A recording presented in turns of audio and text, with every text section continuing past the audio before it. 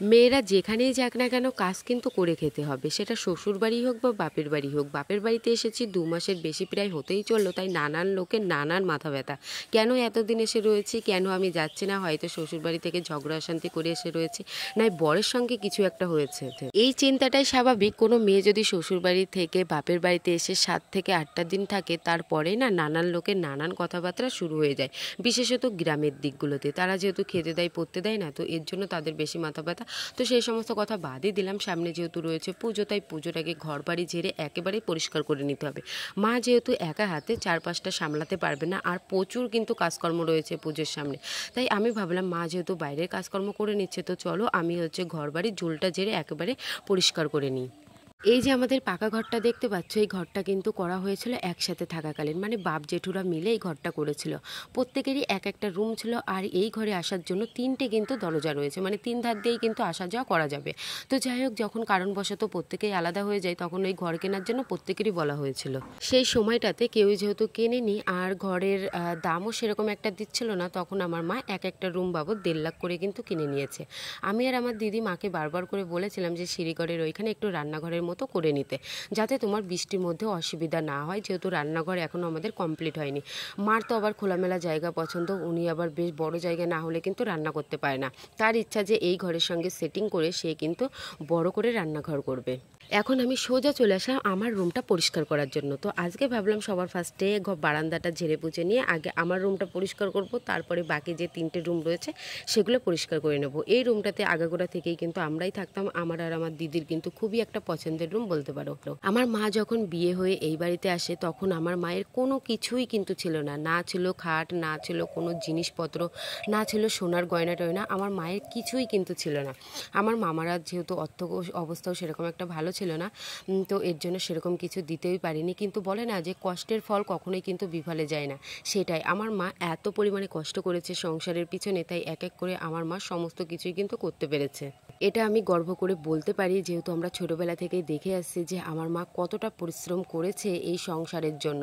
তো যতটুকুই আছে ততটুকুই সত্যি আমার মার দৌলতেই হয়েছে। আর এই তো ঘরটা আমি পরিষ্কার করে নিলাম। সানসেটের উপরে কিছু বস্তা ছিল, সেই বস্তাগুলো পেরে নিয়েছি। আজকে না এই ঘরের ঝুল ঝাড়তে ঝাড়তে ভীষণ বড় একটা ক্ষতি হয়ে গেছে। আমার মা এত কষ্ট করে রাত জেগে জেগে কাঁথা সেলাই করেছে, আমার মায়ের মনে ছিল না সেই কাঁথাগুলো এই বস্তার মধ্যে রেখে দিয়েছিল। কিছু কাঁথা, মানে বালিশের যে কাঁথা বলে, তো সেই কাঁথাগুলো ইঁদুরে কেটে একেবারেই নষ্ট করে দিয়েছে। ঘরে যত পুরনো জিনিসপত্র রয়েছে সমস্ত কিছুই ফেলে দেবো, শুধু এই বালিশের এই কাঁথাগুলো রেখে, আর যে সমস্ত জিনিস রয়েছে সব কিছুই কিন্তু ফেলে দেবো। এখনও কিন্তু এই বস্তা থেকে আমাদের সেই ছোটোবেলার জামাগুলোও কিন্তু বের হচ্ছে, তো কিছুই কিন্তু ফেলেনি আমার মা। তো সেই সমস্ত কিছু আর রাখা যাবে না। এবার মাকে বললাম যে চলো ফেলেই দিই, নাহলে ঘরে থাকলে শুধু শুধু নোংরা হবে। আর এই বালিশের কাঁথাগুলো তোমাদেরকে অবশ্যই একদিন দেখাবো যে ইঁদুরে কীভাবে কেটে নষ্ট করে দিয়েছে। এখানে অনেক পুরনো বই খাতা ছিল, তো সেই বই খাতাগুলোই আলাদা আলাদা করে রাখবো। মানে শুধু শুধু এত বাড়তি জিনিসপত্র রাখলে না ইঁদুরের উৎপাতটা বেশি হয়, তো সেই সমস্ত কিছুই এক এক করে তুলে রাখলাম বিক্রি করার জন্য। যেগুলো আর কাজে লাগবে না, ভাইয়ের যেগুলো কাজে লাগবে সেগুলো রেখে দিয়েছি। এবার ঘরে এসে এক এক করে সমস্ত ফার্নিচারগুলো পরিষ্কার করে নিচ্ছে। সবার ফার্স্টে ভাবলাম যে চলো খাটটাই পরিষ্কার করে নিই। আর এত পরিমাণে ধুলো জমেছিল, তো সেগুলো এই তো হালকা সুতির ন্যাকড়া দিয়ে বেশ ভালো করে কিন্তু পটে পটে আমি মুছে নিচ্ছি। একটা সময় এই পাকা ঘরটাতে প্রত্যেকেই মিলেই কিন্তু থাকতাম, আর এত মজা হতো কি আর বলবো। পাশের রুমে থাকতো দাদারা, আমরা থাকতাম মাঝখানের রুমে, তার পাশে থাকতো ছোট কাকা, তার পাশে থাকতো হচ্ছে আর এক দিদি। তো যাই হোক, ভীষণ কিন্তু মজা। ওই যে তোমাদেরকে বললাম যে এখন ঘর এত পরিমাণে হয়েছে, মানুষের থাকারই জায়গা নেই। অনেক ঘরগুলোই কিন্তু এভাবেই ফাঁকা পড়ে থাকে আমাদের রয়েছে, থাকতে কেউই বোঝে না। যখন আমি আর আমার দিদি ছিলাম তখন ভীষণ মারপিটের সঙ্গে সঙ্গে ঘরটা গুছিয়ে রাখতাম, আর মা প্রত্যেকেই বলতো যে এখন তোরা বুঝবি না, যখন বিয়ে হয়ে যাবে তখন বুঝবি যে কেমন লাগে। সত্যি তাই, এখন মাঝে মধ্যে দিদির কথা মনে পড়ে আর ভীষণ খারাপ লাগে।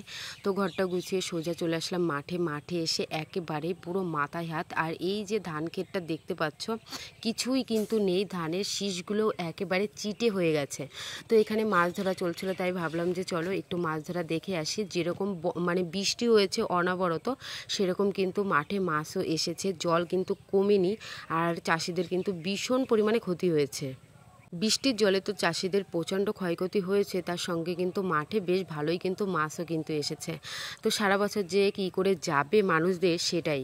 তো ধানের সময় প্রত্যেকজনের প্রচুর পরিমাণে ক্ষতি হয়ে গেছে। আর এখানে পুঁটি মাছ, লাটা মাছ, কই মাছ বিভিন্ন রকমেরই কিন্তু মাছ ছিল। ঘানিকল থেকে বাবা একেবারেই কিন্তু গম ভাঙিয়ে এনেছে, আর এখনও কিন্তু গমের আটা ভীষণ গরম রয়েছে। তাই ভাবলাম যে চলো এবার আটাগুলো চেলে নিই, যাতে মায়ের রাতের বেলা রুটি বানাতে সুবিধা হয়। ঘরের ঝুল ঝেড়ে আমার সমস্ত কাজ করাই কমপ্লিট হয়ে গেছে, কিন্তু আমার মায়ের এখনও বাইরের কাজকর্মই কমপ্লিট হয়নি। তাই ভাবলাম তো চলো আটাগুলো একটু চেলে দিই, যাতে আমার মায়ের রাতের বেলা রুটি বানাতে সুবিধা হয়। তো চলো তোমাদেরকে একটা কথা বলি, যখন আমি বিয়ে করে শ্বশুরবাড়িতে যাই তখন তো আমি কোনো কাজকর্মই পারতাম না। আমাকে এত কথা শুনিয়েছে মানুষ যে বাবা মা কিছুই শিখাই পাঠায়নি।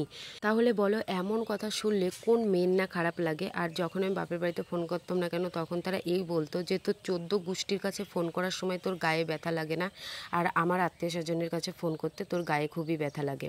এমন এমন কথাও কিন্তু আমি শুনেছি। কখনো নিজের মা বাবাকে বা পরিবারকে আমি বলিনি।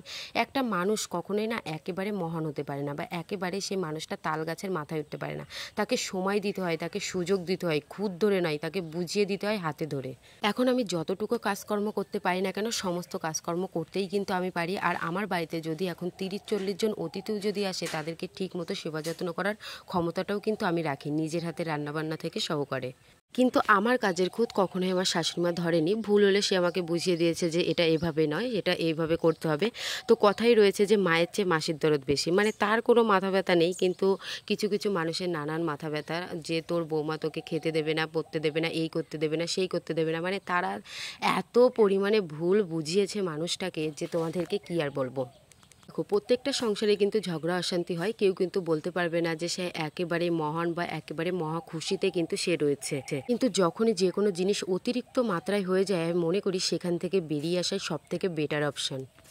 এই যে 2 মাস এসে আমি বাপের বাড়িতে পড়ে রয়েছি, এর মধ্যেও কিন্তু কারণ রয়েছে। লোকে না কারণটা দেখবে না, মানে ভিতরে হাত দিয়ে দেখে না, ওই উপর থেকে দেখে সে বুঝে নেয় যে এটা এটাই। মানে ওই যে বলে না যে এক কথা 7টা কানে গিয়ে যদি পৌঁছায়, তাহলে সেই কথার পরিমাণটা কতটা হতে পারে, এটাই হচ্ছে বিষয়।